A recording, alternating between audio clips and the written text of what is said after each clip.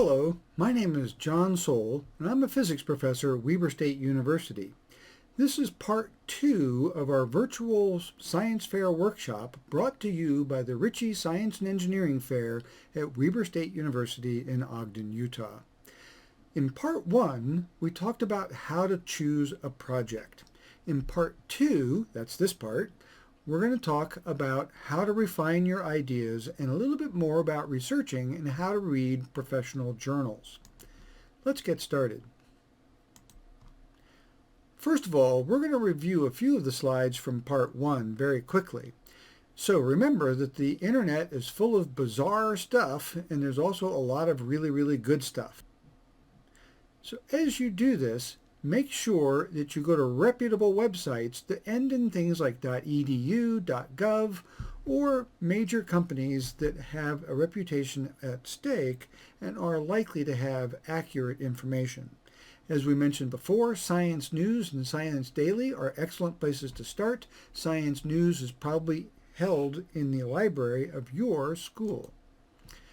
Once you do that, you need to go to some of the professional journals, such as Physics Today for physics. If you're in electrical engineering, you want to check out IEEE. If you are interested in geoscience, you can try Geoscience World, etc. All these different areas have specific societies and associations that can help you learn more about that particular field. And they have publications that will give you detailed, but not too detailed, articles that are easy to read in the field of your choice. Now, we mentioned before that Scientific American is a good choice, and I especially like Scientific American Citizen Science Initiative that you can find online. Once you've done that, now you need to start doing more and more detailed reading. It is at this point time to start refining your ideas. As we mentioned before, your mentor or research advisor can give you some suggestions as how to proceed. Now, let's jump into it. As you work on your project, you will continue to need to do research. Questions are going to come up. You're going to have to try and figure them out yourself. Always try to figure it out yourself first. Then, when you can't find anything, at that point, it's time to start asking questions for someone. But always try it yourself first. Now, where do you do that at? Well, first of all, you can use the same resources we used before, but now you can step into a slightly more detailed area, something a little bit more tightly refined to your field. One of my favorites in all of the internet and all of the information that's available is Google Scholar. Google Scholar is a great place to do research on detailed questions within your field. Now, if that doesn't work, if web searches don't work, don't spend too many hours before you do ask for help. But when you do ask for help, you want to be as knowledgeable as possible so that you can understand the answers that your mentor or research advisor is giving to you. Also, it will pay off. Even though that information may not be specific to your project, it will build your background in that whole area, and the judges will notice. I guarantee it, because I've been a judge. I've been a judge on a lot of projects, and I can tell when the student knows something about their area. So it's really valuable that you know as much about your area as possible. Okay, so Google Scholar. That's found at scholar.google.com, and it will give you a lot of information, and we'll take a close-up look at that in a moment. But before we do that, let's take a look at some other things. A lot of people like to poo-poo Wikipedia. Turns out that Wikipedia is actually quite good and has been found in various studies to be as accurate or more accurate than many encyclopedias. But even more valuable if you are trying to do a deep dive into a particular subject are the references. So you can go to the Wikipedia article, learn a lot about it, and at the very bottom of the article there will be references. Look those up and pursue them. That will give you a lot more detailed information. After that, you can also start looking in your school textbooks. Your textbooks will have references as well that you can look up and find out more information from that. Your school and university libraries and the associated librarians are all available to help you. One of the greatest resources at school libraries and at university libraries is JSTOR. JSTOR is a wonderful place to find out more and to get detailed information. The J stands for journal, and this has a lot of journal articles in it. Another good place if you're interested in medicine would be PubMed, and also if you're doing engineering projects, you might try looking at patents that people have done. And a great way to do patent searches is, well, again, with Google. And this one would be patents.google.com. Now, ask a librarian. Your school librarian and the university librarian, the librarian at the public library. Librarians are about the most helpful people on the planet. For our library at Weber State University, our librarian will be making a special video for this workshop series just for you. She has also made a special science fair page for you to go to the Weber State University Library and get access to those resources. And so make sure you go to that science fair page at liveguides.weber.edu/Ritchey.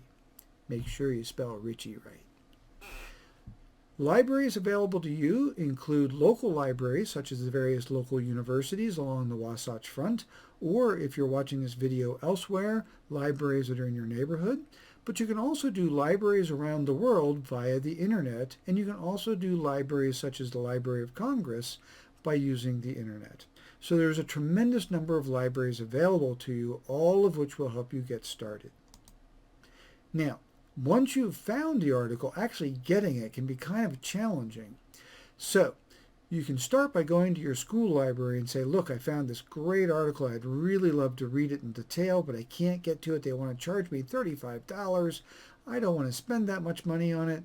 Can you please get this for me? And your school librarian or other county librarian will check and see if they can have access to it. They may have easy free access to it through their school subscriptions to other resources on the internet. Also, if you can't get that, you can just simply ask the author. If you look at the journal article and the abstract, all of which will be freely available, that will include both the author's name, that's a pretty important starting point, and the institution or company that the author works for.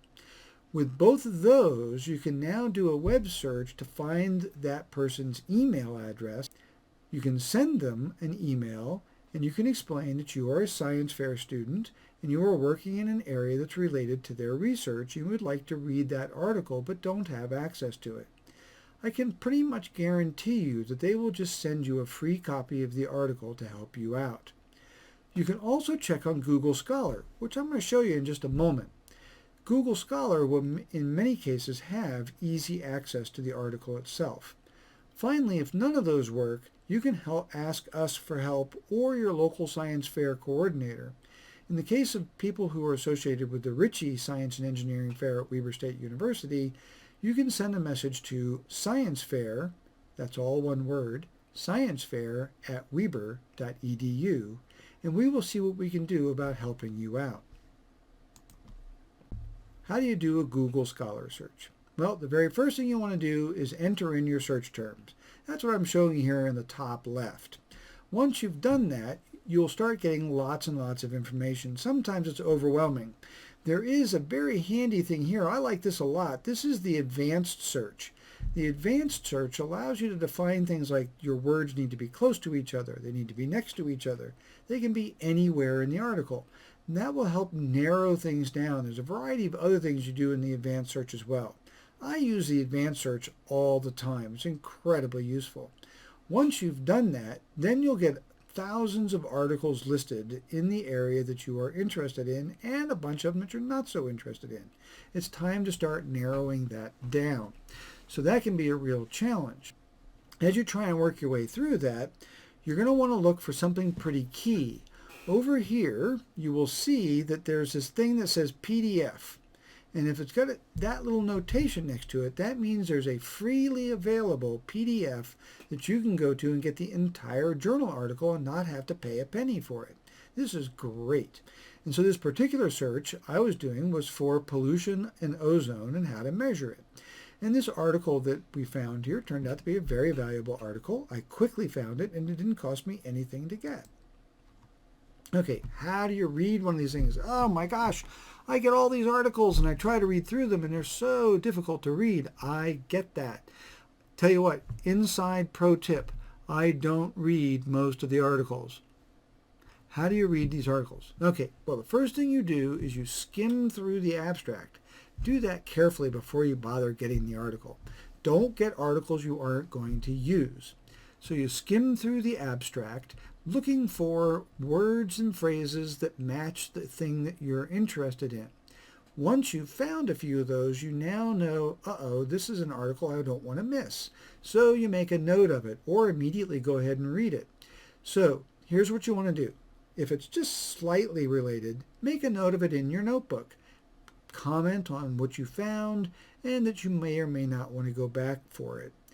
After that, go on to the next article. When you find something that's really related and you actually get the article, the first thing you want to do is skim through it and just check out the various figures and captions and conclusions to find out if it's something that is still interesting. If it is still interesting, then the third thing you want to do after you've read the abstract, you have taken and perused through the article looking at the figures and captions and conclusions. Then finally, the third thing that you want to do is you want to take and look at the introduction and the background. Read that. That will tell you about the field in general and how this article fits in to the overall field as a whole and what this little piece of the article is trying to contribute to that overall field. That will also build your background in the field. It's a great way to learn more about the general field. Finally, after reading the introduction, if it still looks like it's an interesting and valuable article, then and only then do I actually sit down and read the whole thing. I would say of every 50 to 100 articles that I skim through, starting from the title and the abstract, I probably actually read from one part all the way through to the end part. The entire article is probably just 1 or 2 papers out of 100. And that's for research in my area that I'm trying to learn more about. So you should do the same thing. Make sure you skim through lots and lots of articles, but only really read the ones that are most valuable to you.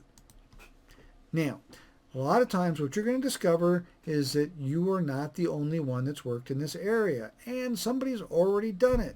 Dang, they've scooped me. What am I going to do? All right, fine. Okay, well, it's probably not going to be an original idea. That's okay. All the low-hanging fruit was picked by Newton and people back hundreds of years ago. All that's left for us is the most interesting and complicated stuff. Hey, we got the fun stuff. So that means that you need to be prepared and realize that you're going to probably be working in some area that somebody else has already looked at. That's fine. Can you refine this into something that's a little bit more precise? Or maybe something that's just a little bit different than what they did over here. Something that will contribute new information. Maybe you can just simply fill out more information in that area so that people can get a better knowledge of that particular topic. All of that is just fine. And here's a great final suggestion. Contact the author of the paper that you found that did exactly what you wanted to do. Because when people work on these sort of things, there are always sub-threads, little ideas that trace out and go in different areas that they didn't have the time to follow up on. Some curious thing that they saw and they thought, wow, that was interesting. I'll try and come back to that someday. But they probably never have a chance to come back to it. That's just the way that is. They can probably suggest to you, hey, while we were working on this, we saw this curious idea, and we saw this other curious idea, and we didn't have time to follow up on them. You might want to check into those. And those will give you great places to continue with, and you now have a contact in the field. So make sure you take advantage of that. Alrighty, so there you have it. There's how you read a journal article and find the journal article, and how you proceed once you are working in the area of research that is your science fair project. This is the end of part 2 of the 3-part section on how to choose a project and how to proceed on getting started on that project. This is brought to you by the Ritchey Science and Engineering Fair at Weber State University and is part of our virtual workshop series. Have a great day and good luck on your project.